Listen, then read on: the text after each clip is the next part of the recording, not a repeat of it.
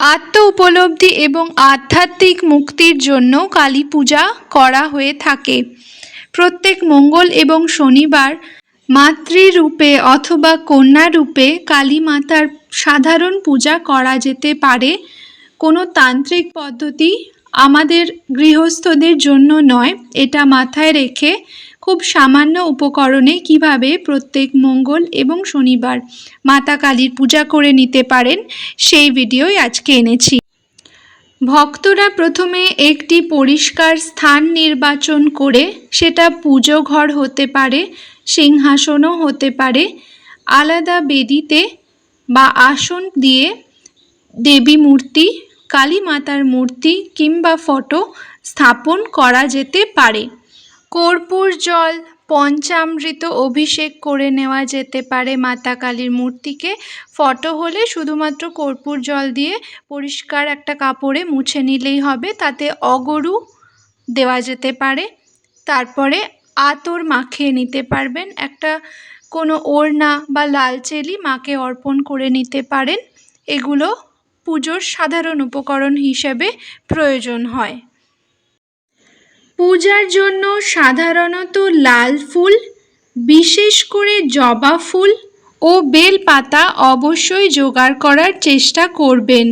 সাধারণ পুজোর উপকরণ হিসাবে ধূপ, ধুনো অবশ্য করে পুজোয় রাখবেন। এতে মাতা কালী অত্যন্ত প্রসন্ন হন। মাতা কালীর পূজার ক্ষেত্রে সর্ষের তেলের প্রদীপ, ঘিয়ের প্রদীপ জ্বালানো খুবই শুভ। অভাবে সর্ষের তেলের প্রদীপ জ্বালাবেন।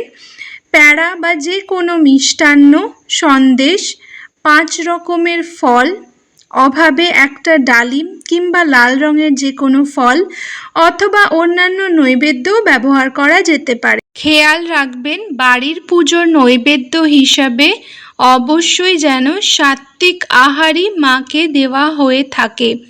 ফলমূল, চাল কলার নৈবেদ্যই যথেষ্ট হবে, আর কিছু মিষ্টান্ন, ব্যাস। ভক্তরা ভক্তি ভরে দেবীর পুজো করবেন এবং সাধারণ মন্ত্র পাঠ করবেন।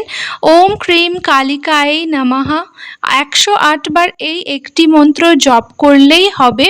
অন্য যে কোনো দেবী দেবতাদের মতো মাতা কালীও যতটা জপে সন্তুষ্ট হন, অন্য কোনোভাবেই ততটা কিন্তু হন না।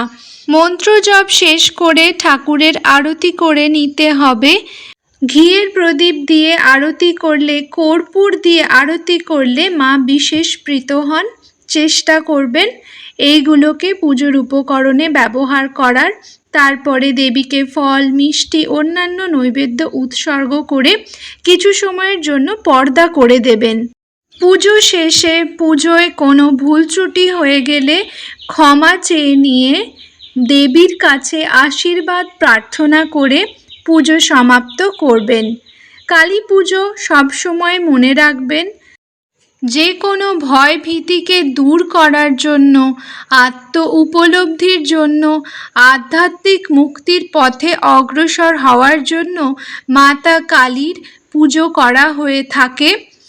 বৈষয়িক বিষয়ে কোনো কিছু লাভ করার জন্য মাতা কালীর পূজা না করাই ভালো। কিছু না চাইলেও মাতা কালী নিজের ভক্তের সব রকম দায়িত্ব নিয়ে থাকেন, সুতরাং আলাদা করে চাওয়ার প্রয়োজন মায়ের ক্ষেত্রে পড়ে না। বিধিনিষেধ হিসেবে এইটুকুই বলার আছে, মায়ের যখন মন্ত্র জপ করবেন অথবা পূজায় বসবেন, মায়ের মাতৃস্বরূপকেই কল্পনা করবেন। করাল রূপিণী দেবীকে কল্পনা করে মন্ত্র জপ করবেন না। আসলে মাকে যে রূপে কল্পনা করা হয়, মা সেই স্বরূপেই ভক্তকে দর্শন দেন।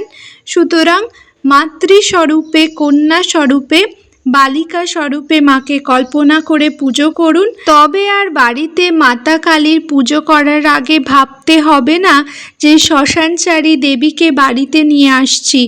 শ্মশানচারী দেবীকে নয়, নিজের মাকে, নিজের মেয়েকে বাড়িতে নিয়ে আসছি, এই ভাবনা রেখে মাতা কালীর পুজো করবেন। দেখবেন জীবনটা সুখের হয়ে যাবে।